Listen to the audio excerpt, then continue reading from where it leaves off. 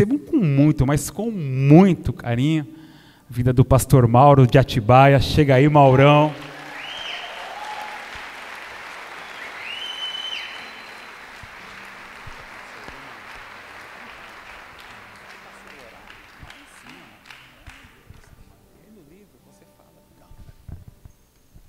Glória a Deus, amém?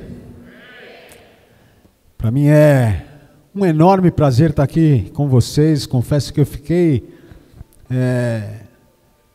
muito feliz e admirado com a igreja de vocês, com a estrutura que vocês têm aqui, mas mais do que a estrutura, com esse povo maravilhoso que está aqui. Eu não estou falando isso para encher a bola de vocês, não, amém? Mas é porque a gente vê... Quando a gente entra num lugar e a gente sente a presença de Deus naquele lugar, a gente sabe que há algo diferente, a gente entende que há algo diferente nessa igreja, amém? E para mim é um prazer estar aqui, porque eu me sinto em casa por dois motivos. Primeiro, porque a gente faz parte da mesma família, amém? Quando eu vou em igrejas que eu ainda não conheço, ou que eu conheço poucas pessoas, eu falo, parece que quando a gente vai visitar aquele tio distante, que a gente só escutava falar, mas a gente chega na casa dele, a gente já está em casa, a gente já tem liberdade para abrir a geladeira, né? Então, mesmo não conhecendo, talvez a grande maioria de vocês, eu me sinto em casa. E depois que a gente está em Itaquera, né? Não preciso falar nada, né? Aliás, cadê a irmã que ganhou a caixinha? Deixa eu te dar uma dica, irmã. Em Itaquera, procurando um São Paulino, vai ser bem mais difícil. Vai ser bem mais difícil. Deus não precisa da tua ajuda, mas se você não atrapalhar também já está bom, né? Não está pedindo para você ajudar, mas ele está dizendo, só não me atrapalha, deixa eu fazer. Mas, enfim, escolhas e consequências, né? Brincadeira à parte, eu me sinto muito honrado em estar aqui com vocês, em poder compartilhar um pouco daquilo que Deus fez na minha vida nesses últimos 2 anos, o que Ele vem fazendo. Eu aprendi a viver na prática aquilo que eu só conhecia na teoria, aquilo que eu pregava na teoria, não que eu não acreditasse, eu cria naquilo, mas eu não sabia o que era viver na prática a nossa fé, e Deus me desafiou nesses últimos 2 anos, e eu vou partilhar um pouco disso com vocês aqui nessa noite, porque em 2022, em abril, vai fazer 2 anos agora, dia 15 de abril de 2022, eu me internei por conta de uma desconfiança de que algo não vinha acontecendo na minha vida da maneira como deveria estar. Eu falei, tem alguma coisa esquisita acontecendo, estou passando por uma luta aqui que eu não sei o que é, mas precisava descobrir. E no dia 15 de abril, então, eu me internei, e depois de 5, 6 dias eu acabei descobrindo que eu estava com leucemia. Mas para a gente poder entender isso, eu queria que você pudesse abrir comigo a palavra do Senhor lá em Provérbios, no capítulo 16. 2022 foi um ano em que eu tinha feito muitos planos, né? O ano começou e eu fiz vários planos, tinha vários projetos para colocar na prática. Eu imaginava muitas coisas para o meu ano. Eu não sei você, mas eu imagino que você também seja assim, ou se não é, pelo menos deveria ser, de colocar no papel, de sonhar, de apresentar teus sonhos, apresentar os teus planos, os teus projetos ao Senhor. E lá no capítulo 16 de Provérbios diz assim, o coração do homem pode fazer planos, mas a resposta certa vem dos lábios vem do Senhor. Eu fiz muitos planos. Eu tinha imaginado fazer muitas coisas, conquistar muitas coisas, avançar ministerialmente, avançar na minha família, avançar em planos e projetos que eu tinha pessoais. E quando chegou em abril, eu comecei a me sentir cansado, finalzinho de março, comecei a me sentir cansado demais, e eu vinha de uma época da minha vida em que acho que eu nunca tinha cuidado da minha saúde como eu estava cuidando, porque no meio da pandemia, em 2021, eu bem de saúde, mas ainda não cuidando da minha alimentação do jeito que eu deveria, não cuidando do meu físico do jeito que eu deveria, apesar de fazer muito esporte, sempre fui muito ligado a esporte. Eu lembro que eu estava em casa e a minha esposa chegou e ela falou, olha, eu estava pintando um portão em casa, no meio da pandemia não tinha nada para fazer, a gente começa a inventar coisas para fazer em casa. Eu estava pintando um portão e minha esposa chegou e falou assim, marquei para você uma nutricionista. Eu falei, pronto. Agora está querendo que eu coma pesando meu prato. Esquece, eu não vou fazer isso. Eu pratico esporte, eu me cuido, eu como relativamente bem, mas não vem me tirar o prazer de comer. E ela, poxa, mas eu já marquei, vai lá, só faz a biopedância, escuta o que ela tem para falar. É uma menina da igreja. Eu falei, tá bom, vai, eu vou. E Deus estava me tratando ali, porque isso aconteceu no dia 12 de abril de 2021. E aí eu fui, escutei, ela pegou e falou, pastor, você não está tão mal assim não, você está bem, só que se você melhorasse um pouquinho a tua alimentação, dá para você ficar muito bem. E ali eu saí e entendi aquilo que Deus estava falando comigo, eu falei, eu vou começar a me cuidar melhor, virou uma chave. Eu sei que eu comecei a fazer uma dieta, perdi uns quilinhos, voltei num nutricionista, na verdade acabei indo num outro nutricionista que a gente tinha na igreja. E aí comecei a cuidar da minha saúde, comecei a fazer check-up, comecei a me cuidar como eu nunca tinha me cuidado antes. E eu sei que eu fui no dia 12 de abril na nutricionista, até fazer as compras, começar a dieta, comecei no dia 14. Dia 14 de abril de 2021, eu comecei a me cuidar. E vivi um tempo em que eu fisicamente fiquei na melhor fase da minha vida. Eu nunca imaginei que eu estaria tão bem fisicamente. Pra você ter ideia, eu ia na academia 6 vezes por semana, eu jogava beach tênis 3 vezes por semana e jogava rugby no final de semana ainda. Então foi um tempo em que eu me afundei no esporte, me afundei na alimentação, comendo bem, comendo direito, né? E como eu estava querendo ganhar massa muscular, o nutricionista passava para mim uma quantidade de comida que eu falei, cara, você é louco, você vai me fazer engordar. Ele falou, não, pastor, pode comer. Falei, tá bom. Comecei a querer comer tudo que ele tinha me passado, liguei para ele e falei, cara, eu não aguento comer tudo isso aqui. Ele falou, vai comendo, pastor, daqui a pouco você vai sentir fome. Eu falei, não, você não está entendendo, eu não estou conseguindo comer o que você me passou, é muita coisa. E aí, passou uns dias, eu liguei para ele, falei, posso comer alguma coisa a mais? Ele falou, você só não pode comer a menos do que eu te passei, mas pode comer, comendo direito, pode comer. Eu falei, cara, se eu soubesse disso, eu tinha vindo no nutricionista muito antes, eu imaginei que iam me tirar a coisa, estão me colocando mais. Que bênção, vamos lá. E eu fiquei bem. Só que na melhor fase física da minha vida, de repente eu comecei a perceber que eu não estava tão bem assim, comecei a ficar cansado. Começaram a aparecer alguns roxos no corpo, mas por conta do esporte, para mim, isso era algo normal.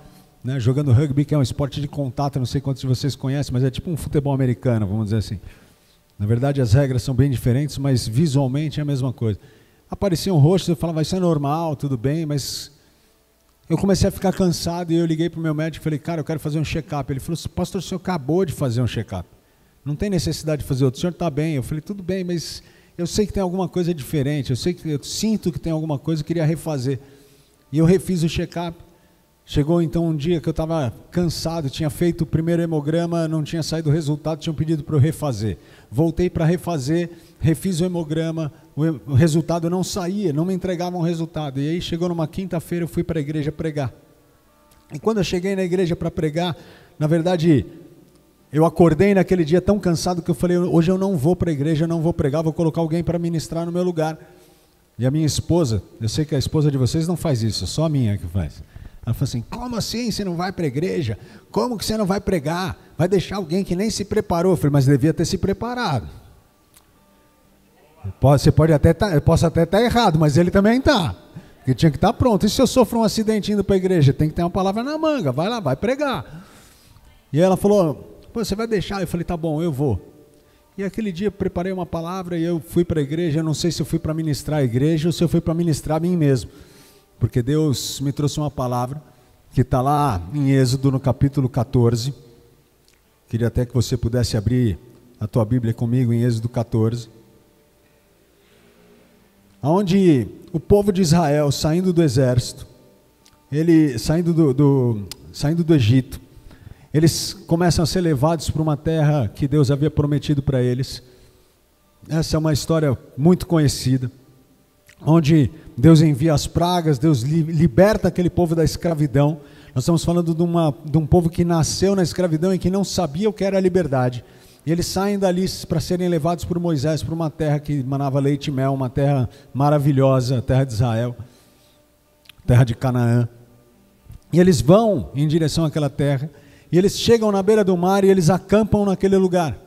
E quando eles acampam naquele lugar, eles passam ali alguns dias, talvez pensando para onde eles deveriam ir, o que eles deveriam fazer, talvez para descansar. Eles olham para trás e o mesmo faraó que tinha mandado eles irem embora, que tinha liberado eles para saírem para o deserto, está vindo em direção a eles com todo o seu exército. E aquele povo, eles não eram um exército, eles eram um povo que tinha nascido na escravidão, que não tinham treinamento para serem soldados, eles não tinham, eles eram um grupo, um bando. Eles olham Faraó vindo, eles se desesperam. E eles olham para Moisés, eles falam: Moisés, você trouxe a gente aqui para morrer, você trouxe a gente aqui porque não tinha cova o suficiente para nos enterrar no Egito, então aqui no deserto vai dar para cavar cova para todo mundo. Olha o que você está fazendo com a gente, por que você fez isso? Eu preferia ter ficado onde eu estava, preferia ter voltado lá para trás, ficado onde eu estava. E ele olha, Moisés olha para aquele povo, e ele, no capítulo 14, no versículo 12, o povo diz assim: não é isso que te dissemos no Egito? Deixa-nos para que sirvamos os egípcios, pois melhor nos fora servir aos egípcios do que morrermos no deserto. Moisés, porém, respondeu ao povo: não temais, aquietai-vos e vede o livramento do Senhor, que hoje vos fará. Porque os egípcios que hoje vedes, nunca mais tornareis a ver. O Senhor pelejará por vós, e vós vos calareis. Disse o Senhor a Moisés: por que clamas a mim? Diga aos filhos de Israel que marchem. Eles começam a questionar Moisés, um homem que já tinha tido a sua fé provada, chega para eles e diz assim: olha, eu não sei porque que vocês estão apavorados, não sei qual que é a preocupação de vocês, eu não trouxe ninguém aqui para morrer. Olha para trás e aproveita para dar uma última olhada nesse povo egípcio, porque vocês nunca mais vão ver esse povo. E digo mais, vocês não vão nem precisar guerrear, Deus vai guerrear por vocês. Ele libera uma palavra sobre a vida daquele povo. E quando ele libera essa palavra sobre a vida daquele povo, eu acho que Moisés deve ter parado e falado: o que foi que eu falei, cara? Como que a gente vai fazer daqui para frente? E a Bíblia dá um salto na história ali, porque a Bíblia não fala que Moisés ora, mas se Deus está respondendo é porque Moisés tinha perguntado alguma coisa para ele, amém? Moisés olha para Deus e fala: Deus, e agora o que eu faço? Eu liberei a palavra, falei que eles vão ver o exército morrendo, mas como é que a gente faz? Porque o exército está se aproximando, o mar está na frente, a gente não tem como atravessar. Como que a gente resolve isso? E Deus traz uma palavra para Moisés, que eu não gostaria de ouvir nunca na minha vida, que é: por que clamas a mim? Você já imaginou você fazer uma oração para Deus e Deus olhar para você e falar: por que você está orando? O que você está me consultando? Mas Deus fala isso para Moisés porque Deus já tinha falado com Moisés o que Moisés tinha que fazer. Moisés, sai do Egito e vai para a terra que eu vou te mostrar, caminha, não para, avança. Então ele diz: por que clamas a mim? Diga ao povo de Israel que marche. Eles tinham um problema na frente deles, e Deus traz uma direção dizendo assim: avança, começa a marchar. E quando eu li esse texto naquele dia, eu comecei a entender e refletir sobre o que é marchar. Quem aqui serviu o exército? Tem alguém aqui que serviu o exército? Pô, Itaquera não tem... Estava tudo preso? Estavam tudo na faculdade, cara. Né? Fala para o pastor de vocês, ninguém estava preso, a gente estava na faculdade já. Talvez você não serviu o exército, mas você já deve ter visto o desfile de 7 de setembro. Para a gente ter uma referência do que é um exército marchando. Um exército, quando ele marcha, ele vem todo mundo junto, eles começam a avançar e eles vão na mesma toada, do início da avenida até o fim, ou quando o batalhão está saindo de um lugar para se transportar para outro no meio de uma guerra, eles vão marchando no mesmo ritmo. E nada do que acontece no meio do caminho altera isso. Eles não correm mais do que eles estavam, numa velocidade maior do que a que eles estavam, e eles também não param, não se cansam e não ficam para trás. É na mesma toada. A marcha vai sempre no mesmo ritmo, independente do que acontecer ao seu redor. Coisas boas ou coisas ruins não podem te tirar do foco. Você tem um objetivo, você saiu daqui, você tem que chegar do outro lado.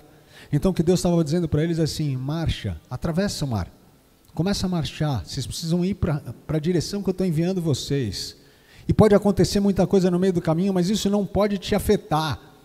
Teus olhos não estão nas circunstâncias, mas teus olhos estão no teu objetivo final, no alvo.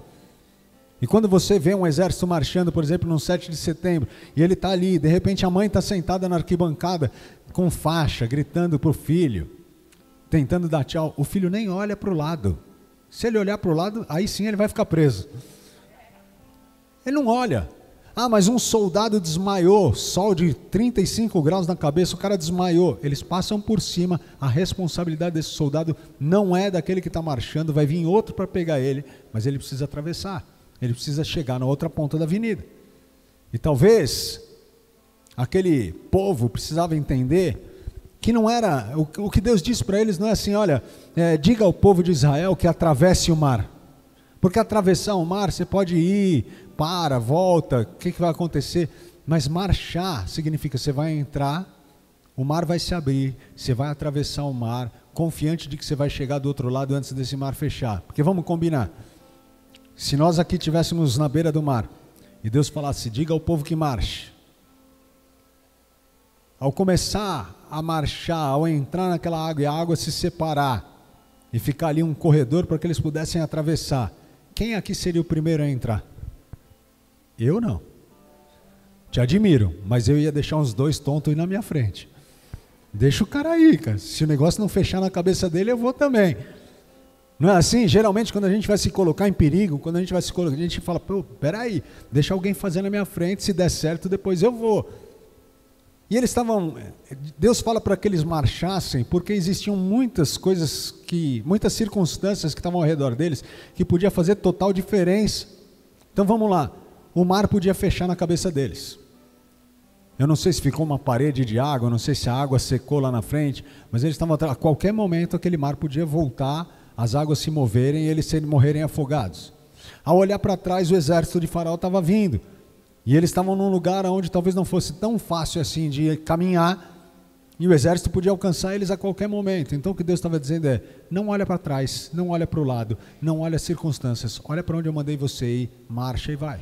Isso aconteceu numa quinta-feira à noite. Quinta-feira à noite eu preguei sobre isso, desci do altar, ainda veio um diácono lá de Atibaia falar para mim, falou, pastor, o senhor está cansado, né? Eu falei, você não imagina o quanto. Mas tudo bem, eu estou fazendo meus exames, falta só sair o hemograma que ainda não saiu, mas vai dar tudo certo, deve estar com alguma falta de vitamina, alguma coisa, porque eu estava me cuidando, eu falei, cara, não tem nada de errado. Eu cheguei no dia seguinte, quando eu acordei, extremamente cansado, eu fui visitar a casa que a gente estava construindo, abrir a casa para um pintor pintar a casa, a gente tinha acabado de comprar uma casa, na verdade, não estava construindo ela. E o pintor foi lá pintar, eu abri a casa para ele, fiquei ali, comecei a me sentir, subi para o andar de cima, cheguei cansado, falei, tem alguma coisa errada comigo, vou para casa. Falei para o pintor, quando você terminar, fecha aqui a porta, tranca, joga a chave na caixa do correio e me liga que eu ligo o alarme. Não tinha nada dentro da casa mesmo, eu falei, deixa assim. Deixei ali com ele, fui para casa, ele me ligou, eu liguei o alarme, chegando em casa, eu peguei e dormi. Acordei 3 horas da tarde, minha esposa falando, você não vai almoçar? Eu falei, não, eu vou no hospital, eu estou muito cansado, eu preciso repor alguma vitamina, eu preciso entender o que está acontecendo comigo. Cheguei no hospital com todos os meus exames, entreguei para a médica olhou todos os exames, falou, cadê teu hemograma? Eu falei, então, eu fiz todo o check-up e o hemograma não saiu. Ela falou, mas como? Começou a questionar, eu falei, não sei, não saiu. Ela falou, vou pedir mais um, então a gente vai ver o resultado. Fiz um hemograma, fiz mais 2 exames que ela ainda queria, além dos exames que eu tinha, e olha que eu tinha um calhamaço de exame impresso. Ela pediu para ver se eu estava com Covid, para ver se, enfim. E eu fiquei ali esperando, veio 2 enfermeiras me chamando pelo nome, Mauro, eu fui levantar, elas falaram, calma, calma, calma. Eu falei, eu estou calmo. Me pegaram pelo braço, vem aqui com a gente precisa refazer um exame. E eu fui olhando, falando, o que essas mulheres estão me segurando pelo braço, cara? Eu estava bem, eu cansava se eu corresse, se eu fizesse alguma coisa, mas ali eu estava meia hora sentada na frente do consultório da médica, eu não tinha nada. Elas me levaram, me colocaram na sala, começaram a preparar o exame para colher de novo o hemograma. E aí ela olhou para mim e falou assim, você está bem? Eu falei, estou. Ela falou, você está bem mesmo? Eu falei, eu estou, mas e você está bem? Pastor é assim, né? Você está com a cara meio preocupada, está acontecendo alguma coisa na tua casa, você quer que eu ore por você? Porque eu estou bem. Eu peguei e fui sozinho para o hospital de carro, minha esposa quis ir junto, falei, não, fica aí, descansa. eu vou ali e já volto. Esse meu vou ali e já volto duraram 47 dias. Eu fiquei 47 dias internado, porque quando saiu o resultado do exame, a enfermeira trouxe e entregou para a médica saiu na porta, me chamou pelo nome, Mauro, vem aqui. A hora que ela olhou assim, ela falou, vem aqui. A hora que eu levantei, no corredor, ela falou para mim, você sabe que você vai ficar internado, né? Eu falei, acabei de ficar sabendo. Você acabou de me contar, eu não sabia disso. Entrei na sala dela, fechei a porta, falei, tá, mas eu vou ficar internado por quê? Ela falou assim, você está com 6.000 plaquetas. Eu falei, o que isso significa? Ela falou, olha, segundo os parâmetros, você deveria ter no mínimo 150 mil. Ela falou, não sei nem como é que você está de pé, não sei como é que você está com o olho aberto. Era para você estar destruído, era para você não estar conseguindo, mal conseguindo se mexer, mal conseguir reagir, levantar. E eu estava bem. Eu estava tranquilo. Eu falei, tudo bem, vamos lá, vamos internar, a gente vê o que vai acontecer. Ela falou, você está sangrando por onde? Eu falei, por lugar nenhum. Ela falou, boca, nariz, ouvido, urina, fezes. Eu falei, não estou sangrando. Ela falou, então você está com alguma hemorragia interna. A coisa só piorava. Eu falei, tá bom, se tem alguma hemorragia interna, a gente vai estancar, Deus vai cuidar, vamos lá. E fui, acabaram me internando na UTI, passei 5 dias na UTI, porque era feriado, era dia de Páscoa, era uma sexta-feira de Páscoa. E foi interessante que foi exatamente um ano depois que eu comecei a cuidar da minha saúde. Deus me tratou por 1 ano para que depois eu fosse internado. Me preparou para passar por aquilo. Às vezes a gente não tem noção do que a gente enfrenta ou do que a gente vai enfrentar, mas Deus já sabe por tudo que você vai passar. E Ele vai te capacitar para que você possa enfrentar todas as tuas lutas, amém? Lutas não se comparam. Talvez você olhe para a minha história e você vai dizer, poxa, eu não passei por isso, mas você passou por outra coisa, ou vai enfrentar outras coisas. E aquilo que você passa dói muito mais em você do que em mim, assim como aquilo que eu passei vai doer em mim e não em você. Você pode se compadecer, você pode orar por mim, você pode se entristecer com algumas derrotas que possam acontecer no meio do caminho, mas com certeza as tuas lutas, para você, elas são maiores do que para mim, e vice-versa. Eu fiquei internado, e quando eu fiquei ali na UTI, bem, porque eu não tinha nada, fiquei deitado 5 dias, eu comecei a olhar e falar, Deus, o que está acontecendo? Eu não tenho nada, por que estão me segurando nesse lugar? Eu já estava bem, quando eu comecei a tomar transfusão de sangue, transfusão de plaquetas e demais, eu comecei a olhar e ficar cada vez melhor. E eu falava assim, os médicos vinham, fiz todos os exames que você possa imaginar. E os médicos chegavam para mim e falavam assim, fizemos exame e não deu nada, fizemos exame e não deu nada. E eu pensava comigo, vocês chegaram tarde, Deus já me curou. Eu não tenho mais nada. Pelo menos, eu não sei se eu falava isso porque era o que eu queria ou se era o que eu queria. Mas eu falava, não tem nada. Falei, Deus já me curou, eles não vão encontrar nada. Só que quando chegou na segunda-feira, o médico foi lá, fez o exame da medula. Na quarta-feira ele chega para mim, ele entra no... era um médico e uma médica, eram 2 médicos que cuidavam de mim. Quando ela entra no quarto, ela fala assim, saiu o resultado do teu exame e eu preciso te dar uma notícia. Infelizmente você está com leucemia. Eu não sei se foi porque eu não tinha a menor ideia do que isso significava. Sabia que não era coisa boa, sabia que era um câncer, mas eu não sabia das complicações que isso poderia ter. Mas isso, ou se era por conta da minha fé, o que eu prefiro acreditar, porque Deus já tinha me falado lá atrás o que eu deveria fazer, mas naquele momento eu não consegui nem orar para perguntar para Deus o que fazer, porque eu falei, eu não vou passar a vergonha que Moisés passou, de falar, e agora Deus? Ele falou, por que você está orando? Orei muitas vezes depois disso, oro até hoje, né? Mas não me desesperei. Eu recebi talvez a notícia mais difícil da minha vida e aquilo para mim não me abalou. Porque eu olhei para a médica e falei para ela assim, tudo bem, leucemia, legal. Como é que é o protocolo? O que a gente vai fazer daqui para frente? Ela falou, olha, você vai fazer 5 quimioterapias, 5 dias de quimioterapia. E, na verdade, você vai fazer 8 sessões, mas dessa vez agora na sexta-feira a gente já vai começar com a primeira que vai durar 5 dias. Você vai ficar pelo menos 30 dias aqui no hospital. Vai para casa, descansou, melhorou, volta, a gente vai fazendo 8 sessões, e depois no meio delas, quando você começar a reagir à quimioterapia, quando você tiver alguma reação, que você começar a melhorar, a dar algum sinal positivo, a gente vai procurar um doador e você vai fazer um transplante. Eu falei, legal, deixa eu te falar, a quimioterapia, o que pode me dar? Porque a gente escuta falar um monte de coisa, a gente escuta um monte de efeitos colaterais que a quimioterapia dá, mas eu queria ouvir de você, o que a quimioterapia pode me dar? Ela falou, olha, você vai ter ânsia de vômito, teu cabelo vai cair, você vai ter Enfim, começou a pintar aquele quadro horrível. Eu falei, não, peraí, acho que você não entendeu. Eu perguntei para você o que pode me dar. Você está dizendo que eu vou ter isso. Deixa eu te falar uma coisa. Primeira delas, isso aí é o que todo mundo tem, não é? Ela falou, desde pequeno eu escuto minha mãe falando que eu não sou todo mundo.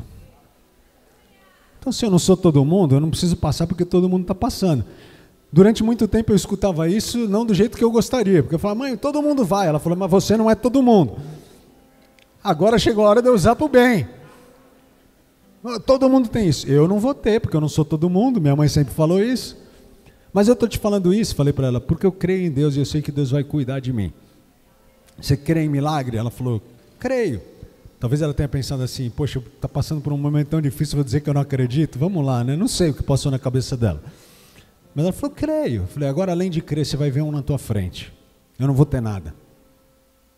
E ali, na sexta, isso era uma quarta-feira, 2 dias depois comecei a fazer quimioterapia e fiquei 5 dias direto conectado na quimioterapia. Às vezes tinham 4 remédios entrando no meu organismo ao mesmo tempo. Eu tomava banho fazendo quimioterapia, eu almoçava, eu dormia, jantava, o tempo inteiro. 24 horas por dia, durante 5 dias eu fiquei tomando quimioterapia e os médicos falam que o procedimento que eles fizeram comigo é a quimio mais pesada que tem, porque eles falaram, você estava bem fisicamente, dava para a gente sentar a taquara. Eu falei, vamos lá. E todo dia ela entrava no quarto e ela falava, como é que você está? Eu falei, estou bem. Está tendo tontura? Não. Está com diarreia? Não. Você está com... Eu falei, doutora, eu já falei para você, não precisa nem continuar perguntando, eu não tenho nada. Eu falei para você que eu não ia ter nada, eu não estou tendo nada. Ela falou, mas se você piorar, você sentir alguma coisa, avisa a gente. Eu falei, eu aviso, mas pode ficar tranquilo que eu não vou ter nada. E eu passei por 5 dias dessa quimioterapia sem ter nada. Deus cuidou de mim durante a quimioterapia. E naquele momento, muitas vezes eu descobria amigos, ou a mãe de um amigo que estava com câncer, ele falou, poxa, liga para minha mãe, ela também está com câncer, está passando pela mesma coisa que você. Eu falei, dá aqui o telefone, ligava para ela. Como é que você está? Eu estou super preocupado porque daqui 10 dias eu vou passar pela minha primeira quimio. Eu falei, faltam 10 dias, você já está sofrendo? Será que você vai ficar sofrendo 10 dias? E se você passar pela quimio do mesmo jeito que eu estou passando e não ter nada? Acalma, descansa no Senhor. Não estou nem dizendo que você não vai ter, pode ser que no teu caso seja hoje outro, mas você vai passar 10 dias sofrendo sem saber o que vai acontecer lá na frente. Enfim, foram dias difíceis, mas ao mesmo tempo em que eu pude ver Deus cuidando de cada detalhe. Para você ter ideia, quando eu estava internado na UTI ainda, antes de começar a quimioterapia, ali deitado, sem sentir nada, sem passar por nada, eu falei, se Deus me colocou aqui, eu não estou tendo nada, eu vou orar, deve ter um propósito. Todas as nossas lutas, todas as nossas dificuldades têm um propósito de Deus nas nossas vidas. Quando você descobre o propósito, fica muito mais fácil de você enfrentar as suas dificuldades. E eu ali falei, Deus, se eu não tenho nada, o Senhor está me segurando nessa UTI, talvez o propósito não seja algo que vai acontecer comigo, mas é algo que vai acontecer através de mim. Eu vou começar a orar por esse povo que está aqui do lado. E eu comecei a orar pelo quarto que estava do lado, a pessoa que estava do meu lado no quarto ali, no quarto do lado. Eu não sabia quem era, não sabia se era homem, se era mulher, eu não sabia o que tinha, mas eu sabia quem era o Deus que eu servia e o que Deus podia fazer na vida dela. Então eu comecei a orar e quando eu comecei a orar, eu escutei um louvor tocando. E aquilo me encheu ainda com mais fé e eu continuei orando pela pessoa e de repente eu escuto, vindo do lado, a pessoa falando no telefone, dizendo assim, mãe, eu estou conseguindo comer, eu estou conseguindo falar. E aí a enfermeira entrou, eu falei, quem que está aqui do lado? Ela falou, é uma menina que está com leucemia. Mal sabia eu que eu também estava, ainda não tinha o meu diagnóstico. E ela não conseguia falar, ela não conseguia comer, e agora do nada a garganta dela destravou. E ela está conseguindo comer, está conseguindo falar. Eu falei, fala para ela que tem alguém orando por ela. Eu conheci essa menina depois, ela falou, eu nunca tinha sentido isso na minha vida. Destravou num piscar de olhos, destravou, sumiu todas as feridas da minha boca. Eu comecei a glorificar a Deus, orei ainda por mais algumas pessoas, não sei o que Deus fez, mas eu creio que Deus tenha feito algumas coisas também nos outros quartos. E aí fui levado para o quarto, descobri a leucemia, passei por 5 dias da primeira quimioterapia e não tinha nada, até que chegou o dia em que a médica falou, eu vou hoje, acordou de manhã e falou, vou para o hospital e vou dar alta para ele. E ela chegou ali para me dar alta, e quando ela entrou no quarto para dar alta, o Jackson, meu coroinha, que está aqui comigo hoje, ele estava comigo, ele tinha acabado de chegar. E ele chegou ali para substituir meu irmão, ele sentou no quarto, a gente conversou, acho que 5, 10 minutos, entrou a médica, ela falou, oi, tudo bem, como é que você está? Eu falei, tô bem, só que na noite anterior eu tinha tomado um copo d'água e tinha engasgado com aquele copo d'água e tinha broncoaspirado, eu não sabia disso. Mas eu passei a noite inteira tossindo. Falei, tô bem, só me deu uma tosse essa noite que eu não estou conseguindo parar de tossir porque eu engasguei com um copo d'água. Falou, vamos fazer um exame. Me levou para fazer um exame, voltou para o quarto, olhou para mim e falou assim, olha, infelizmente você está com uma pneumonia muito severa, eu vou te mandar para UTI. Falei para o Jackson, recolhe as coisas aqui, leva lá para a pastora, para minha esposa. Leva para ela porque eu vou passar uns dias num outro quarto, vou ter que descer para a UTI. Ele saiu dali, eu desci para a UTI, quando eu cheguei na UTI, entrando na UTI já entrou quase que um bando atrás de mim, médico, fisioterapeuta, enfermeira, entrou um monte de gente. E o médico olhou para mim e falou assim, infelizmente você está com uma pneumonia muito severa e a gente vai te entubar por de 2 a 3 dias e depois a gente te traz de volta.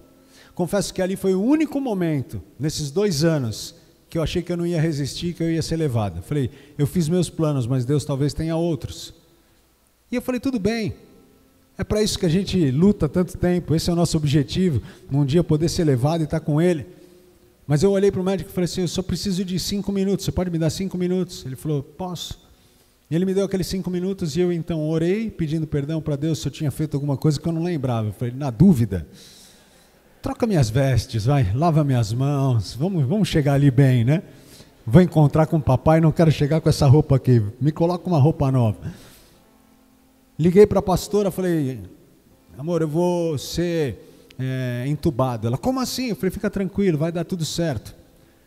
Eu achava, na verdade, que eu estava sendo levado, que eu ia morrer naquele dia, apesar de não ter me preocupado com isso. Eu falei, eu acho que agora foi.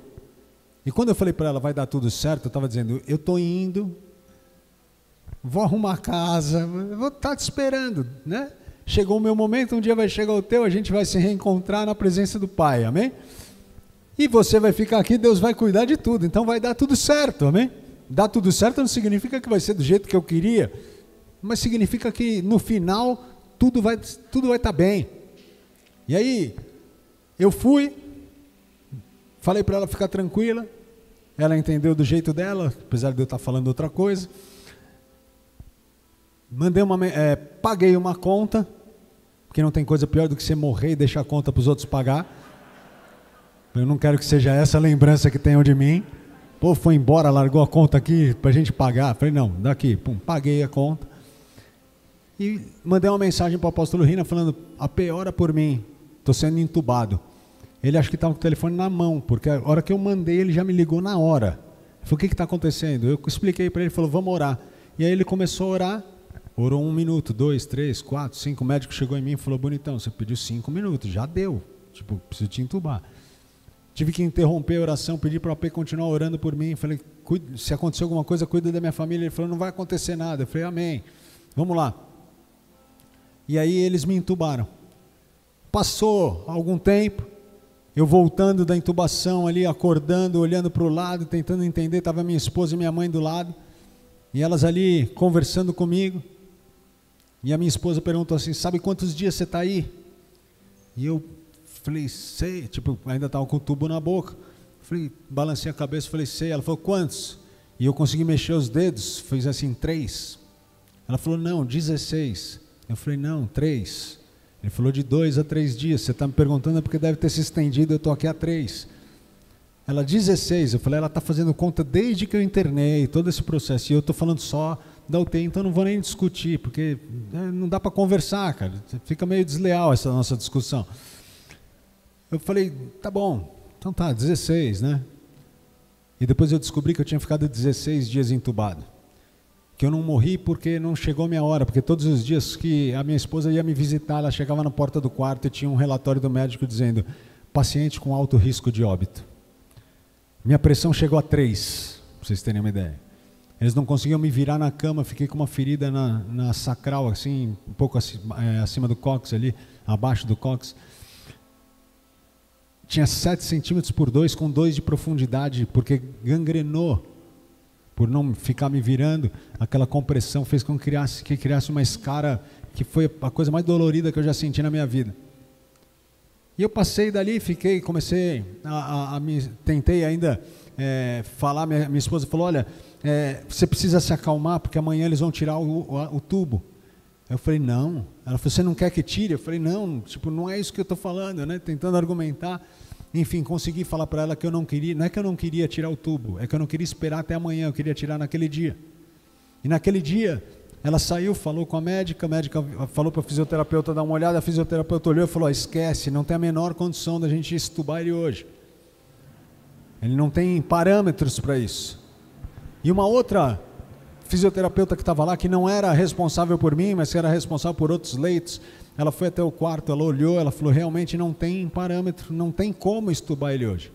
E ela falou que quando ela falou isso, Deus falou para ela assim, você faz o que você estudou para fazer, o resto você deixa comigo.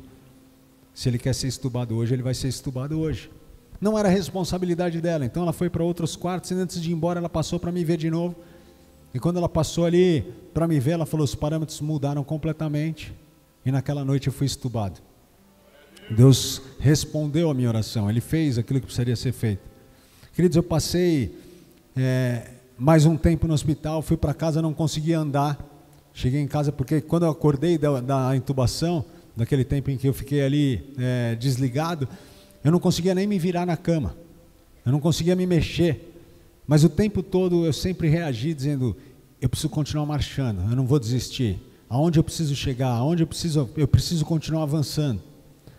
E ali, eu fui para casa, cheguei em casa, tinham arrumado um andador para mim, e eu cheguei em casa no primeiro dia, andei com o andador, no segundo dia eu estava no sofá, minha esposa tinha saído para trabalhar, meus filhos tinham ido para a escola, estava só a moça que trabalhava lá em casa com a gente, e eu ali, olhando para o lado, pensando, eu quero tomar um copo d'água.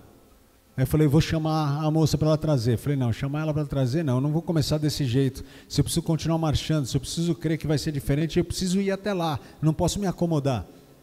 E a hora que eu fui olhar para o lado onde que estava o andador, eu falei, vou ter que chamar ela para pegar o andador. Eu falei, não, eu vou andar até a cozinha. Tracei todo o meu plano de voo. Daqui eu me seguro na mesa, da mesa eu me seguro naquela cadeira, me seguro naquela parede e chego lá para tomar um copo d'água. Se eu não conseguir no meio do caminho, eu grito por ajuda. Mas eu fui. E consegui chegar, levantei, não precisei me apoiar em nada. Eu fui andando e cheguei lá, tomei um copo d'água. Eu falei para a moça que cuidava, estava lá em casa cuidando da casa, eu falei para ela, vem aqui um pouquinho, faz um favor para mim. Pega esse andador, coloca ele lá na lavanderia, porque eu não vou mais usar isso daqui não. Ela falou, mas pastor, eu falei, coloca para lá, eu não vou me apoiar nisso aqui, eu não vou me conformar de que é assim, eu sei o que Deus está fazendo comigo, Ele vai me levar até a outra margem, eu preciso chegar na outra ponta, eu não posso parar, eu não posso me distrair, porque se eu me apoiar nisso, talvez eu nunca mais volte a andar, talvez demore muito mais para eu andar, se eu conseguir chegar até aqui, eu vou chegar mais longe, e eu sei que com uma semana que eu estava em casa, para alguém que não estava andando, eu já estava subindo a escada, meu pai tinha me dado uma geladeira pequenininha assim, para colocar no andar de cima onde tinha a churrasqueira, e aí chegou um rapaz para dar aula de teclado para o meu filho, eu falei, um diácono lá da igreja, eu falei, Juninho, vem aqui, me ajuda. Ele falou, o que você quer, pastor? Eu falei, preciso levar essa geladeira lá em cima. Ele falou, pastor, eu falei, se você não me ajudar, eu vou levar sozinho.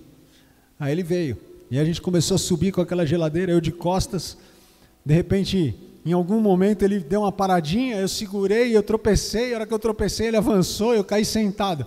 Ele falou, nunca me senti tão culpado. Eu falei, o que eu fiz com o meu pastor? Mas eu levantei, levei a geladeira até lá em cima, voltei, precisando descansar, mas eu falei, eu não vou parar, e tem sido assim desde lá. Minha esposa, um tempo atrás, falou, você precisa tirar umas férias, tira um mês para você. Eu falei, um mês, eu já estou quase 2 anos parado, eu não vou tirar nada, eu vou continuar avançando, não posso parar. O médico chegava para mim, muitas vezes eu ia fazer consulta, fazer alguns procedimentos, ele falava, olha, hoje você precisa sair daqui, você vai para a tua casa, você descansa, não faça nada, não vai na igreja. Eu falei, tá bom. Aquele dia eu saí dali do consultório dele, peguei o metrô até o cara que ia me dar carona aqui em São Paulo, ali peguei a carona, fui para casa, cheguei em casa, jantei e fui para a igreja pregar. O meu médico, vocês estão gravando o culto? Que meu médico não veja. Mas eu falei, eu não posso parar, porque um dia Deus falou para mim, marcha, avança. Deus me deu uma palavra antes de tudo que eu comecei a enfrentar. Precisava agora achar um doador. E eu comecei a procurar um doador, e a chance de você achar um doador de medula é de 1 a cada 100 mil pessoas. ela é praticamente impossível. É muito difícil de você achar um doador compatível. E a gente está falando só de um doador compatível. 50% de compatibilidade está ótimo. Eu fui testar em casa com os meus 2 irmãos, que eu tenho 2 irmãos adotivos e 2 de sangue. Fui testar com os irmãos de sangue, que aumenta um pouco a tua chance. Mas não é algo tão tranquilo, nem sempre você encontra dentro de casa alguém que é doador compatível. Testei o meu irmão, deu 50% de compatibilidade, a gente já tinha uma possibilidade ali. O médico já fez festa, falou, cara, você já tem um doador, vamos só esperar sair o resultado da tua irmã, para se ela tiver mais compatibilidade, a gente vai com ela, senão pelo menos o teu irmão já consegue te doar a medula dele. Fui testar minha irmã, 100% de compatibilidade, HLA idêntico. Mais um milagre que Deus fez. E esse processo todo foi um milagre atrás do outro. Internei para fazer o transplante. Fiz todo o procedimento pré-transplante, todos os exames, tudo que precisava fazer, internei. E quando eu internei para fazer o transplante, o médico chegou no quarto e falou, olha, nós vamos ter que fazer agora 5 dias de quimioterapia e 1 dia de radioterapia para matar a tua medula. No 7º dia a gente insere a célula tronco da tua irmã, para que daí você então espere até que haja a pega da medula, como eles chamam, quando a medula começa a trabalhar, e aí você vai poder ir para casa. Isso vai demorar aí por volta de 20 dias, 1 mês. Falei, tá bom, vamos lá. Ele falou, olha, deixa eu te avisar, você vai ter mucosite. Falei, pronto, começou. Vai ter mucosite, vai ter diarreia, vai ter... Falei, doutor, deixa eu te explicar uma coisa. Minha mãe sempre falou um negócio para mim que você precisa ouvir. Eu não sou todo mundo. Isso é o que todo mundo tem. Eu não vou ter isso aí. E acho que ele pensava assim, ele está colocando uma autodefesa, uma máscara. E não era o que Deus estava falando para mim. Continua marchando, porque se você não se distrair no meio do caminho, nada disso vai te afetar. E todos os dias ele entrava no quarto, o que você tem? Eu falava, tédio. Eu não aguento mais ficar nesse hospital, mas tem que ficar aqui, vamos lá. Porque a primeira internação foram de 47 dias. Agora nessa segunda eu fiquei 28. Quando chegou no 28º dia, ele entrou no quarto para me dar alta. Ele falou, Mauro, deixa eu te falar uma coisa, o teu caso é um caso para ser estudado. Eu falei para ele, eu vou te dar uma Bíblia para você estudar, porque nos livros de medicina você não vai encontrar nada. Isso não é algo clínico. Isso é o que Deus está fazendo na minha vida. Saí dali, depois disso ainda tive mais uma internação, porque eu não tive complicação quase que nenhuma, vamos dizer assim. Quando eu saí dali, depois de alguns dias, eu tive uma rejeição da medula, que é algo muito comum de acontecer. Mais de 80% das pessoas têm esse tipo de colateral. É uma rejeição que a medula começa a rejeitar o corpo e ela ataca os órgãos, e o primeiro órgão que ela ataca é a pele. Eu fiquei moreno, parecia que eu tinha tomado sol 30 dias sem protetor. Estava escuro, sem tomar sol, porque fazem 2 anos que eu não posso tomar sol. E ali tive que fazer alguns procedimentos, isso acabou se estendendo. Eu tomava, para você ter ideia, 32 comprimidos por dia. E nunca tomei nada para o estômago. Deus cuidou de um jeito que eu nunca tive nada no meu estômago tomando 32 comprimidos por dia. E ali Deus começou a tratar, as coisas começaram a melhorar, as coisas vêm caminhando de um jeito muito tranquilo, porque hoje já faz quase 1 ano e meio, mais ou menos, que eu fiz o transplante. Em outubro fez 1 ano que eu fiz o transplante. Os efeitos colaterais que eu tive foram muito pequenos, perto daquilo que realmente poderia acontecer. Isso eu sei hoje, porque eu escuto as pessoas falarem, porque eu nunca fui atrás de quais os efeitos que eu poderia ter, quais as complicações que eu poderia ter, porque eu falei, só tenho um objetivo, andar para frente, chegar no alvo. Se eu ficar olhando para o lado e percebendo o que pode acontecer comigo, isso só vai dificultar minha caminhada. Eu preciso andar, eu preciso atravessar. E ali, depois de tudo isso, essa semana eu tive consulta na terça-feira passada, ainda tenho algumas consultas regulares que vão acontecendo. Semana passada, agora terça-feira, eu fui numa consulta onde o médico tirou praticamente todos os medicamentos, eu estou tomando um medicamento só. Vocês não têm noção do que isso significa, porque os remédios que eu tomava, diferente do que a maioria das vezes acontece, a gente toma um remédio para melhorar, para ficar bom. O meu era para me jogar para baixo, porque eu tomava remédio imunossupressor, ou seja, a minha imunidade praticamente não existia. Eu lembro que eu saí um dia do consultório, logo no começo, que o médico falou assim, olha, preciso que você fique isolado na tua casa. Eu falei, doutor, não tem condição de eu ficar isolado em casa. eu preciso voltar para a igreja. Ele falou, não, por favor, você não pode pregar. Eu falei, você vai chegar na igreja, tem muita gente, você vai chegar... Eu falei, pastor, a igreja lá de Atibaia dá para a gente entrar por trás do palco. Eu falei, doutor, eu vou entrar por trás do palco, eu vou subir de máscara, na hora de pregar, eu vou tirar a máscara, eu vou pregar, coloco a máscara de novo, e daqui eu já vou embora, e eu aviso o pessoal e todo mundo vai respeitar. E respeitaram mesmo. Mas ele falou, não, você não pode ir. E começou a adiar o tempo. Eu falei, cara, eu preciso ir para a igreja, cara. Está me fazendo mal ficar em casa. Eu lembro que um dia eu fui para a igreja, preguei, quando eu cheguei na pizzaria, depois fui comer uma pizza que meu pai tinha ido para lá, primeiro dia que eu tinha pregado. Na hora que eu cheguei na pizzaria, quem que estava na pizzaria? Meu médico. Ele falou, olha, o dia que você voltar a pregar, me avisa que eu quero lá ouvir. Eu falei, um dia que eu for pregar, então eu te chamo. Não falei, o dia que eu voltar não, mas um dia que eu for pregar, eu te chamo. E eu fui. Eu falei, eu preciso reagir, eu preciso avançar, eu não posso parar. Porque eu tinha recebido uma palavra de Deus antes de tudo. Diga ao povo que marche, avance, não para no meio do caminho. Se eu fosse falar tudo o que eu enfrentei, talvez a gente ficaria aqui a noite inteira. O pastor ainda falou para mim, falou, quanto tempo você precisa? Eu falei, o tempo que você me der. Porque eu tenho coisas para falar aqui que a gente vai se estender por muito tempo. Cada hora que eu falo, eu vou lembrando de algo. Cada vez que eu vou passando por algo, eu vou lembrando de uma coisa diferente. E é muito difícil contar todas as coisas, porque são muitos detalhes que foram acontecendo no meio do caminho. Mas em cada detalhe que eu enfrentei, eu pude ver a mão de Deus me sustentando. E quando todo mundo olhava e dizia, olha, acho que não vai dar, eu sempre encontrava em Deus força para continuar caminhando. Eu falo que quem mais sofreu com a leucemia foi a minha esposa, meus filhos e meus pais. Porque para mim, sempre foi um processo muito fácil. Para você ter ideia, eu fiquei entubado, passei um tempo internado. Quando eu tive alta, fui para casa, o médico colheu uma biópsia da minha medula e falou, volta semana que vem para a gente fazer uma consulta. Vou te dar uma semana de descanso. Fui para casa, descansei uma semana e voltei. E quando eu voltei, sentei com ele, ele falou, teu exame saiu, vamos ver o resultado. Ele foi lá, imprimiu, pegou na impressora, colocou em cima da mesa, ele olhava para o exame, ele olhava para mim, ele olhava para o exame. Eu falei, vamos doutor, conta, o que está acontecendo? Ele falou, eu não sei te explicar o que está acontecendo, porque eu fiz esse exame para ver se você já tinha tido alguma reação ao tratamento que a gente está fazendo. E eu imaginava que você não teria tido reação nenhuma, ou teria tido uma reação mínima. Mas quando eu olho para o teu exame, você não tem mais nenhuma célula cancerígena. Você não tem mais nada. Ele falou, pode ser que você tenha alguma molécula que tenha sobrado, mas célula, você não tem mais nenhuma. Eu saí daquele consultório, e quando eu estava indo para casa ainda, emocionado com o que Deus estava fazendo, eu olhei para minha esposa e falei para ela assim, eu nunca imaginei que esse processo ia ser tão rápido e tão fácil. Ela falou, fácil para quem? Eu falei, para mim, porque o momento difícil, que foram os 16 dias de intubação, eu dormi. Eu só dormi, para mim foi como uma noite dormida, como se eu tivesse dormido num dia, acordado no outro. E eu lembro que uma vez, conversando com um pastor amigo meu, ele falou, e aí, como que foi a intubação? Eu falei, cara, eu dormi, acordei no dia seguinte. Ele falou, cara, mas o que você viu?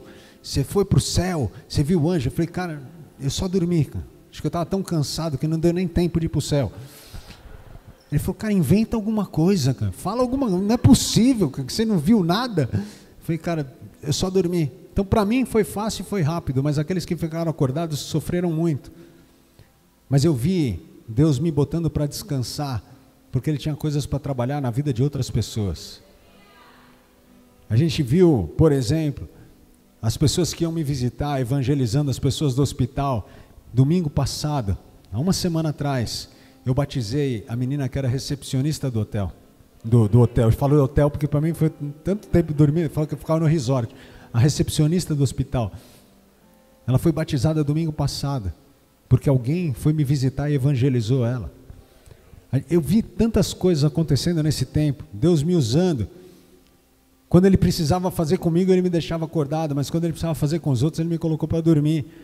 Os pastores da cidade de Atibaia sempre caminharam cada um para um lado. Amanhã a gente tem uma reunião que acontece desde que eu fui entubado. Alguns se uniram, chamaram outros que nem me conheciam, começaram a orar por mim, fizeram uma reunião de oração ali pelo Zoom, cada um na sua casa. E isso gerou uma reunião que acontece mensalmente, onde os pastores estão unidos. E para você ter ideia, a última reunião que a gente teve tinha 70 pastores. Ninguém andava com ninguém. Era 2, 3. Você imagina o que isso está está causando de efeito para a cidade de Atibaia. Eu vi a igreja jejuando por mim, e as pessoas crescendo de uma forma dentro da igreja, onde pessoas que chegaram num tempo em que eu já estava entubado, a pessoa estava com 1, 2 semanas de igreja, e aí aconteceu tudo o que aconteceu comigo. Eles levantaram: vamos fazer um jejum pelo pastor, vamos ficar 3 dias na água. E aí essa pessoa que estava chegando na igreja procurou alguém e falou assim: cara, eu vi que vocês vão orar pelo pastor, eu nem conheço ele, mas eu queria também jejuar com vocês. Como que faz jejum? Então eu vi gente que estava chegando na igreja ficando 3 dias na água. Não vou nem perguntar quem aqui já ficou 3 dias na água para não envergonhar ninguém. Mas a gente sabe quão difícil é você ficar 3 dias só na água. Ainda mais para alguém que nunca tinha jejuado na vida, que não sabia nem direito o que estava fazendo. Mas a gente viu, depois de tudo que aconteceu, uma igreja forte, uma igreja que está avançando, uma igreja que está crescendo. Então Deus tratou comigo, mas Ele tratou na vida de muitas pessoas. Às vezes aquilo que Deus vai fazer com você vai impactar toda uma geração, vai impactar todo mundo que está ao teu redor. Basta saber como você vai reagir àquilo que você tem enfrentado. Porque você não pode escolher as lutas que você vai passar. Eu nunca cheguei e falei: opa, leucemia, legal, estou dentro, quero participar. Não, ela veio, eu não pude escolher, mas eu tive a oportunidade de escolher como que eu ia enfrentar a leucemia. Eu não sei qual é o problema que você tem enfrentado, não sei qual é a dificuldade que você tem passado na tua casa, na tua família, mas o que eu sei é que se você se apegar em Deus, se você se fortalecer nele, se você tiver uma fé prática e não só uma fé teórica, vai ser muito mais fácil você enfrentar as tuas dificuldades. Abaixa a tua cabeça, fecha os teus olhos por um instante.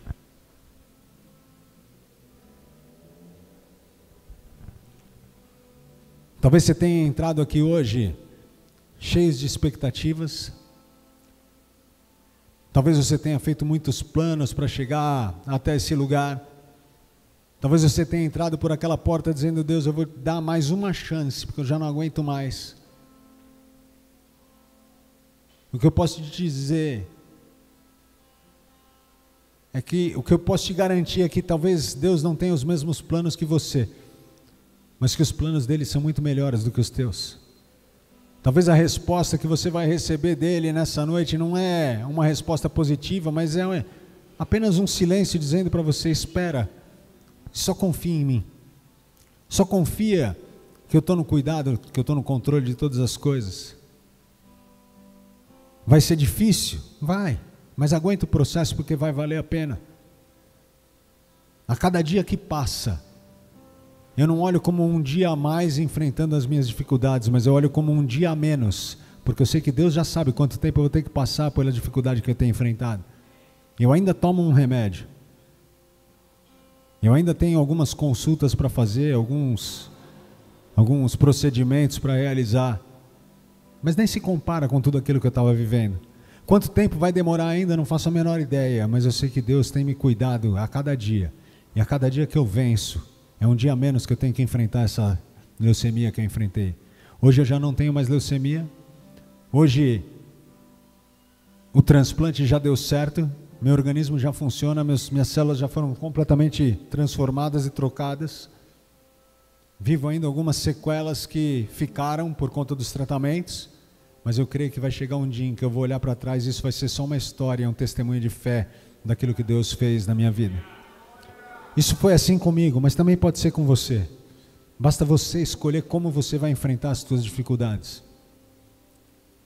E eu creio que nessa noite Deus está invadindo lares, Ele está restaurando famílias. Eu posso ver Deus invadindo vidas profissionais. A vida financeira de muitas pessoas vai ser transformada. Talvez você tenha enfrentado lutas durante muito tempo.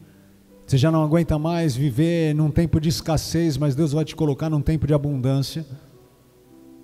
Porque Ele tem visto você sendo fiel no pouco e Ele vai te colocar sobre o muito. Você vai ver algo maravilhoso acontecendo na tua vida, você vai ver algo grandioso Deus fazendo. Simplesmente permaneça, não questione. Um exército, quando ele sai para marchar, ele talvez não saiba nem aonde ele vai, ele não sabe quanto tempo vai demorar aquilo, mas ele sabe que ele precisa manter aquele passo, aquele ritmo. E a responsabilidade de chegar no seu objetivo já não é mais dele. A responsabilidade de chegar no objetivo é daquele que prometeu e daquele que está levando o exército adiante. Tem alguém que é responsável pelo exército.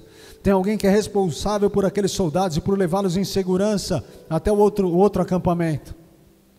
Moisés era responsável por fazer com que o povo entrasse naquele mar e atravessasse e chegasse do outro lado de pés secos. Deus tem cuidado de você. Deus vai te abençoar de uma forma tão poderosa, você vai se surpreender com aquilo que Ele está fazendo na tua vida. Você vai ver aquilo que Ele está fazendo com você e lá na frente tudo vai fazer sentido. Tudo vai fazer sentido. Descansa no Senhor.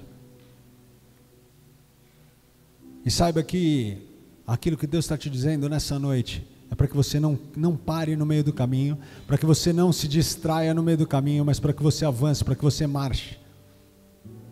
Ele tem chamado um exército que confia nele, pessoas que creem nele, que confiam nele. Ele tem desafiado pessoas a acreditarem que mesmo diante das maiores lutas, das dificuldades gigantes que você está enfrentando, se você colocar os teus olhos no alvo e não parar de marchar, você vai chegar do outro lado. O povo achava que ia morrer no deserto. Deus não te chamou para o teu deserto para que você morra no meio do caminho, mas Ele está te desafiando a continuar marchando, para que você alcance a terra prometida, para que você vença no final da história. Eu já posso ver os grandes testemunhos que nós vamos escutar daqui um mês, daqui um ano, daqui a alguns dias. Eu não posso te afirmar quanto tempo vai demorar para Deus te visitar com poder. Eu não posso dizer quanto tempo ainda resta da tua batalha, da tua luta, mas eu tenho certeza daquilo que eu estou te falando. Se você ainda está enfrentando a tua dificuldade, é porque Deus está te sustentando, porque você ainda tem força para isso. Confia nele. Foi Ele que te chamou para marchar. Não desista no meio do caminho, mas continue avançando. Se você se identificou com essa palavra, se você consegue hoje olhar para a tua história e dizer: eu me distraí no meio do caminho, eu parei, eu desisti, mas hoje aceita o desafio de se levantar de novo para continuar marchando. Eu quero te fazer um convite: se levanta no teu lugar, eu quero orar por você. Se Deus falou ao teu espírito nessa noite, se Ele te desafiou e você tem aceitado o desafio de continuar marchando, talvez você não tenha desistido, talvez você já estivesse marchando, mas você quer assumir um compromisso com Ele, de que você não vai parar no meio do caminho, mas que você vai até o fim, sabendo em quem você tem confiado, sabendo quem tem cuidado de você. Avança, se coloca de pé. Você foi chamado para marchar, você não foi chamado para murmurar, você não veio até o deserto para morrer no deserto, mas Ele vai te levar até a terra prometida, Ele vai te levar até o lugar em que você precisa estar. Quando você chegar lá, você vai ter um testemunho completo para entregar, mas o teu testemunho de fé já pode começar nessa noite. Eu ainda tenho alguns passos para dar, eu ainda tenho algumas coisas para enfrentar na minha saúde. Eu não posso dizer que eu estou 100%. Apesar de muitas vezes quando as pessoas me perguntam como eu estou, eu digo eu estou bem. Porque eu sei que perto daquilo que eu deveria estar, eu já estou muito bem. Mas ainda tem alguns passos para dar. Ainda tem algumas coisas para fazer. Ainda tem alguns quilômetros para marchar. Ou alguns metros, eu não sei. Mas eu sei em quem eu confio. E eu sei que Ele só vai parar quando Ele me transportar para o outro lugar. Ele não me chamou para morrer no meio do caminho, mas Ele me chamou para chegar do outro lado do mar, assim como Ele também tem te chamado. Não desista das tuas lutas. Confia em quem está te guiando, confia em quem está te levando até a outra margem. Você vai chegar lá. Levanta a tua mão se você está de pé. Pai, olha para os teus filhos que estão aqui nessa noite. Talvez cada um com um tipo de luta diferente. Alguns enfrentando dificuldade na saúde, alguns enfrentando dificuldade dentro de casa com seus cônjuges, outros lutando pelos filhos que estão perdidos. Pai, nós não sabemos o que cada um enfrenta, mas nós sabemos quem tem nos levado até a outra margem. O que eu posso enxergar aqui é um grande exército se levantando para marchar nessa noite, Senhor. Um exército que já não vai mais se preocupar com as coisas que estão acontecendo ao seu redor, que não vai mais se distrair com as coisas que estão enfrentando, mas um exército que confia em Ti. Tu és o nosso general, Tu és aquele que tem nos sustentado até aqui. Nós entregamos tudo nas Tuas mãos, Senhor. E como um soldado que não tem preocupação nenhuma, a não ser continuar no mesmo ritmo de marcha, nós vamos marchar nessa noite. Nós vamos continuar avançando. E nós não vamos nos acomodar até que a vitória seja completa, Senhor. Porque nós cremos que aquele que começou a boa obra é fiel para completar aquilo que vai acontecer. Nós cremos em Ti, Jesus. Nós cremos em Ti. Nós não vamos desistir, porque nós cremos em quem nos desafiou. Nós cremos em quem tem nos sustentado até aqui. Nós cremos no Teu poder, Senhor. Nós sabemos que basta uma palavra Tua para que tudo seja transformado. E nós clamamos: vem nos visitar nessa noite com o Teu poder, Senhor. Olha para o Teu povo. Olha, Senhor, para a nossa confiança em Ti. Olha, Senhor, para cada um de nós. E usa as nossas vidas para que o Teu nome seja engrandecido, Senhor. Para que o Seu nome seja glorificado. Deixa eu te falar uma coisa. Quando você vê um exército marchando, muitas vezes, enquanto eles vão naquele ritmo, eles vão cantando uma música. E no caso deles, quando eles cantam essa música, é para não se distraírem, para não se darem conta do quão cansado talvez eles estejam. Mas isso ajuda a manter o foco. No meu caso e no teu, enquanto a gente marcha, a gente vai cantando para adorar o nome daquele que está nos levando para outra margem. Deus tem um propósito com a tua vida. Deus tem algo maravilhoso para fazer com os momentos difíceis que você enfrenta. O nome dele é glorificado. Há poder no nome dele para que os cegos vejam, para que os mortos ressuscitem, para que os coxos andem, para que famílias sejam restauradas, para que pessoas sejam libertas, para que enfermos sejam curados. Deus conhece as tuas necessidades. Ele sabe pelo que você veio clamando até aqui. Mas agora chegou um momento em que você vai começar a marchar e adorar a Ele, a agradecer a Ele por aquilo que já foi liberado do céu sobre a tua vida. Talvez os teus olhos ainda não estejam enxergando, mas há algo maravilhoso que foi liberado nessa noite sobre a tua vida. A tua vitória está cada vez mais perto. A cada metro que você marcha, a cada quilômetro que você avança, você está mais próximo daquilo que é a promessa de Deus para você. Confia nele. Mas enquanto você estiver marchando, vai adorando o nome do Senhor, porque só Ele é digno de receber a nossa adoração. Agradece a Ele pela oportunidade que você tem tido de glorificar a Deus através do teu testemunho. Talvez ninguém mais acredite. Talvez aqueles que te cercam estão agindo que nem os amigos e os familiares de Jó, a esposa de Jó, dizendo: desiste, abandona, Deus não está mais te ouvindo. Mas você sabe que Ele está te ouvindo. As pessoas não precisam ver, teus olhos não precisam enxergar, mas você sabe quem tem lutado por você.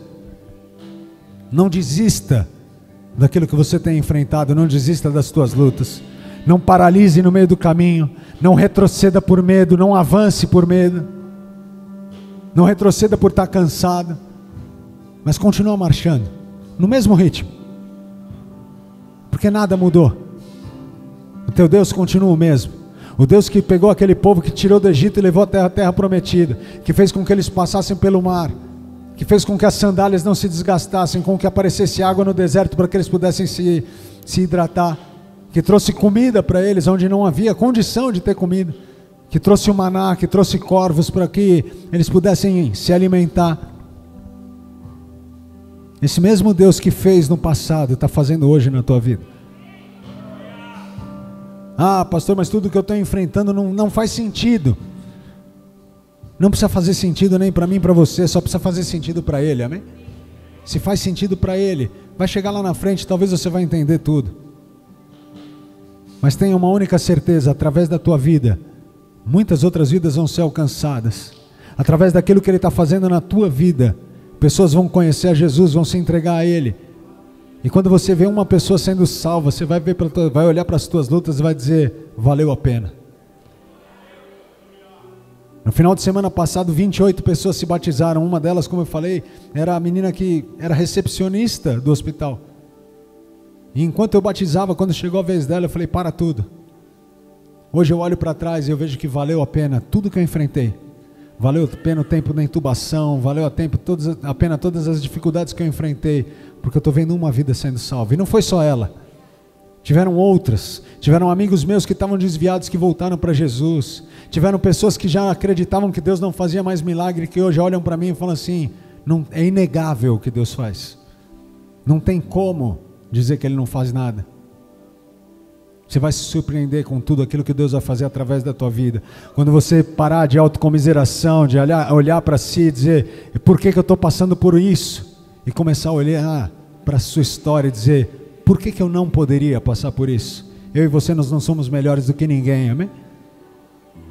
Então quando você olhar para a tua situação e dizer, por que comigo? Troca essa frase e diz, por que não comigo? Deixa Deus te usar poderosamente, você vai se surpreender com o que Ele vai fazer. E não para de adorar Ele no meio do processo, vai valer a pena.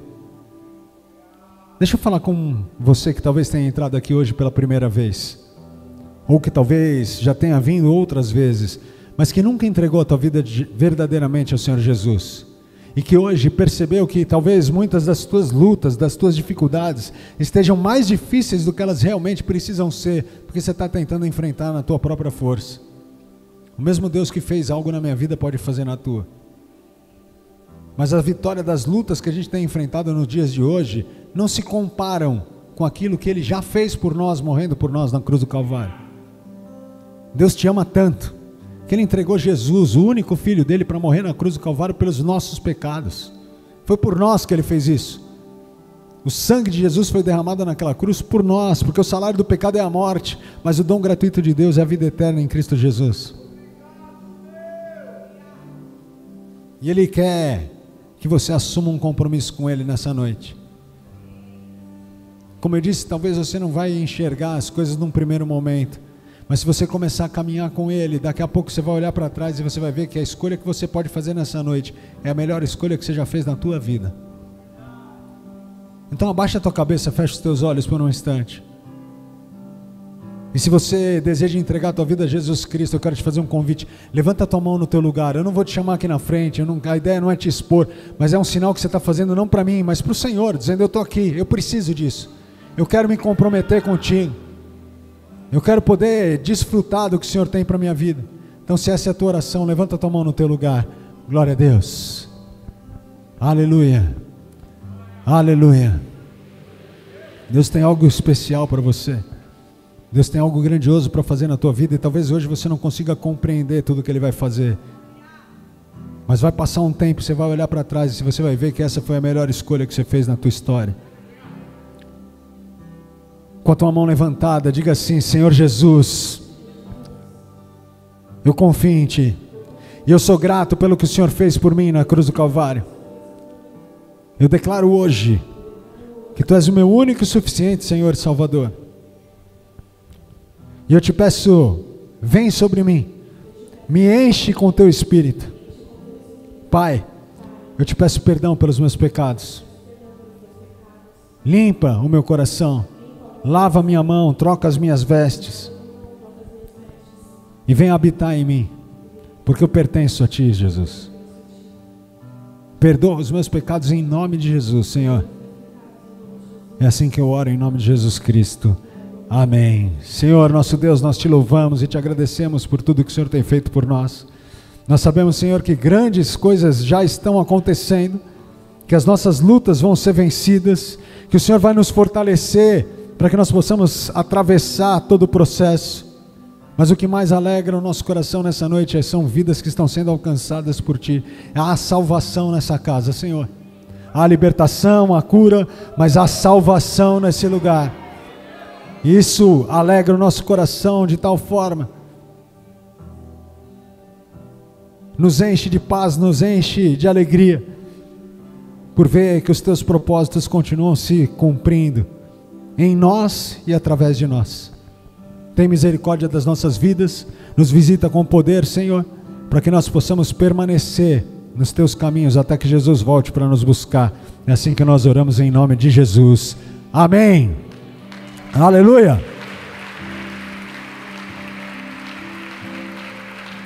Essa foi a melhor escolha que você já fez na tua vida. E eu quero te convidar a dar um segundo passo nessa noite. Você entregou tua vida a Jesus Cristo, você vai perceber que Ele vai te visitar com poder, você vai ter experiências reais com Ele. Conforme você for se aprofundando, buscando ter intimidade com Ele, lendo a palavra, frequentando os cultos, adorando ao Senhor, você vai conseguir ver a mão dEle te abençoando, a mão dEle sendo estendida sobre a tua vida, te protegendo. Você vai ver as tuas lutas cada vez mais fáceis de serem enfrentadas. Mas eu quero que você nessa noite também possa conhecer as pessoas dessa casa. Você faz parte dessa família, amém? Deus não só te salvou, mas Ele te enxertou numa família. Irmãos, irmãs, pessoas que estão aqui para caminhar no mesmo destino que você e que vão transformar a tua história e vão ser edificados também com os teus testemunhos. Você vai ouvir muitos testemunhos daquilo que Deus está fazendo, mas amanhã você vai estar dando testemunho do que Ele fez na tua vida hoje.